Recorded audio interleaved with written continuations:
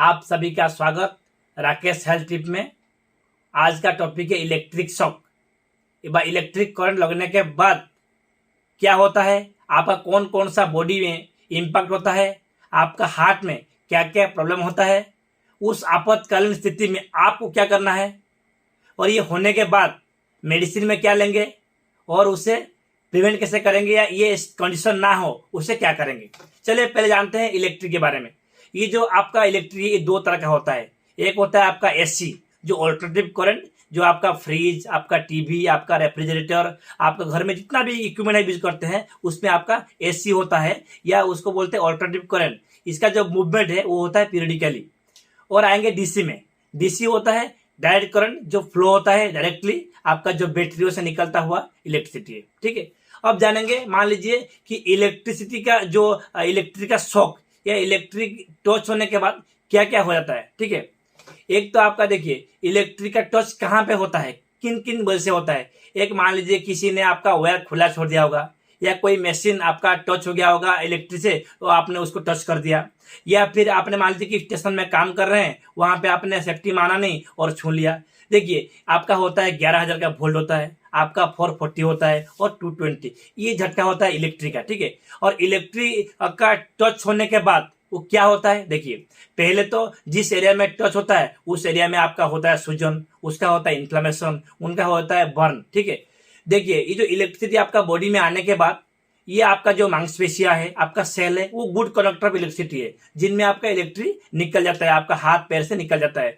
लेकिन जो आपका बोन से जो हड्डियां हैं वो होता है नॉन कंडक्टर होता है, जिनमें इलेक्ट्रिसिटी का पास हो नहीं जाता है। तो उसमें क्या होता है, उस टाइम में इतना हीट होता है वो आपका हड्डियां, उस टाइम में आपका वो जो हड्डियों से लगता हुआ जो अपना मांसपेशिया है, सेल है, वो पूरी तरह जल जाता है, पूरा डैमेज हो जाता है। वैसे तो आपको बाहर से मालूम नहीं पड़ता है, लेकिन वो होता है अंदर से डैमेज। ठीक है, अगर मान लीजिए किसी को इलेक्ट्रिक का झटका लग गया, ठीक है, उस टाइम में आप क्या करेंगे। पहले तो आप देखेंगे उस टाइम में वहां का जो इलेक्ट्रिसिटी है उसको बंद कराएंगे, उसका मेन स्विच आप ऑफ कराएंगे। अगर वो नहीं होता है तो फिर आप क्या करेंगे, एक नॉन कंडक्टर लाएंगे, जैसे कि आपका लकड़ी हो गया, लकड़ी से आपको डिस्चार्ज करेंगे, मतलब निकाल देंगे उस करंट को, वो वायर को आप निकाल देंगे। वो जो पेशेंट को आप लाएंगे ओके, एक पूरा रखेंगे ड्राई प्लेस में, उनको पूरा कवर कर देंगे। देखिए इलेक्ट्रिसिटी लगने के बाद या शॉक लगने के बाद क्या होता है, आपका जो बॉडी होता है फ्लूइड ना, वो पूरी तरह का खत्म हो जाता है।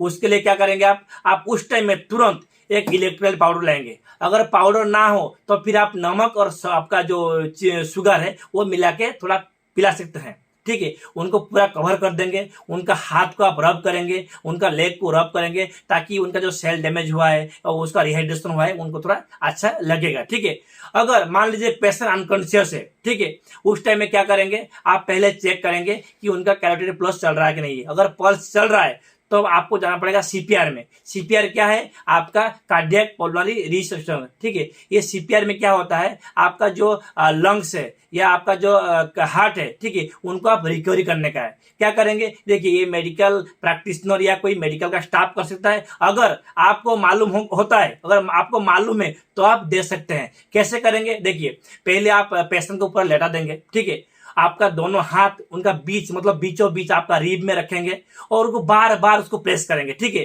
फिर क्या करेंगे, आप एक लंबा सांस लेंगे और जो पेशेंट का जो माउथ है या लिप है वहां पे आप एयर देंगे, फिर वापस आएंगे, फिर आप प्रेस करेंगे। ये आपका 2-4 मिनट करने के बाद पेशेंट में होता है रिकवरी, इसको बोलते हैं हम सीपीआर। ये आप दे सकते हैं। उसी बीचों बीच आप क्या करेंगे, एम्बुलेंस को कॉल करेंगे और पेशेंट को लेके मेडिकल में भर्ती करेंगे। ठीक है, वो क्या करते हैं उस टाइम में कुछ टेस्ट आते हैं, जैसे कि आपका ब्लड सैंपल में सीबीसी लेंगे, जैसे कि आपका यूरिन टेस्ट कराएंगे, और मेन चीज आपका ईसीजी इलेक्ट्रोकार्डियोग्राम कराएंगे। क्योंकि ये जो बिजली का तरंग आने के बाद आपका हार्ट में होता है प्रॉब्लम, कभी कभी 11,000 वोल्ट में आपको कार्डियक अरेस्ट हो सकता है। बचने का चांसेस बहुत कम है, क्योंकि आपका हार्ट ब्लॉक हो जाएगा, क्योंकि ये इतना पावरफुल तरंग आता है आपका बॉडी में। ठीक है, तो आप ईसीजी कराएंगे, 2 दिन तक आपको वो मॉनिटरिंग कराना है ईसीजी में। ठीक है, आप क्या करेंगे, आपका लंग्स टेस्ट कराएंगे, आपका किडनी टेस्ट कराएंगे, एक्सरे कराएंगे, सीटी स्कैन कराएंगे, ये कुछ चीजें आपको करना पड़ेगा। ठीक है, और जहां पे इन्फेक्शन हुआ है, मान लीजिए कि बहुत इन्फेक्शन हुआ है, तो उसको आप निकाल देंगे और फेसेक्टोमी करके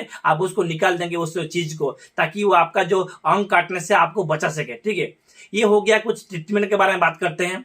एक आपको क्या करेंगे, आप लेंगे एक एंटीबायोटिक, जैसे कि आपका हो गया पेनिसिलिन डेरिवेटिव, हो गया आपका एमोक्सिलिन, साथ में बीटा लैक्टोमेज इनहिबिटर मिला के आपका एमोक्सिलिन पोटेशियम क्लार्बोनिक एसिड ले सकते हैं। ठीक है, आप लेंगे कॉर्टिकोस्टेरॉइड लेंगे, क्योंकि इन्फेक्शन इतनी ज्यादा है आपको बीटा मिथाजोन लेना पड़ेगा ताकि वो इन्फेक्शन कम करा सके।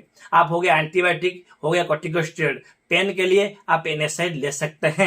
एनएसआइड में क्या करेंगे, आप ब्रुफेन ले सकते हैं। अगर क्या होता है कभी कभी ये इतना जोर से झटका होता है ना, आपको कुछ मसल्स क्रैम्प होता है, उसको मसल रिलैक्स करने के लिए आपको मसल रिलैक्सेशन लेना पड़ेगा, जैसे कि आपका क्लोरजैक्सोजोन, आपका थाइरोक्लोरासाइड, ये आप ले सकते हैं। ठीक है, और इसमें क्या होता है, आपका नर्वस सिस्टम हो जाता है डैमेज, मतलब पूरा का सेल नर्वस सिस्टम खराब हो जाता है, उसके लिए आपको लेना पड़ेगा मिथाइलक्लोरामाइन एंटीऑक्सीडेंट युक्त विटामिन। ठीक है, ताकि आपका जो नर्वस सिस्टम धीरे धीरे ठीक हो जाएगा। ये थोड़ा टाइम लगता है ठीक होने में, आपको प्रोटीन का फूड खाना पड़ेगा। ठीक है, ये होता है कुछ ट्रीटमेंट्स कॉन्शियस में। अगर आप जाएंगे अनकॉन्शियस में तो आपको ड्रिप देना पड़ेगा, मतलब सलाइन देना पड़ेगा। आपको ये जो एंटीबायोटिक्स कॉर्टिकोस्टेरॉइड सब इंजेक्शन के थ्रू लेना पड़ेगा, क्योंकि आप अनकॉन्शियस है। ठीक है, ये कुछ ट्रीटमेंट है तो आपको थोड़ा टाइम लगेगा, लेकिन आप ठीक हो जाएंगे। लेकिन ये जो चीज ये होना ना चाहिए। जैसे कि आपको क्या करना पड़ेगा प्रिवेंटिव में, पहले जो लोग स्टेशन में काम कर रहे हैं, मतलब इलेक्ट्रिक स्टेशन में काम कर रहे हैं, वो ग्लोव्स पहनेंगे।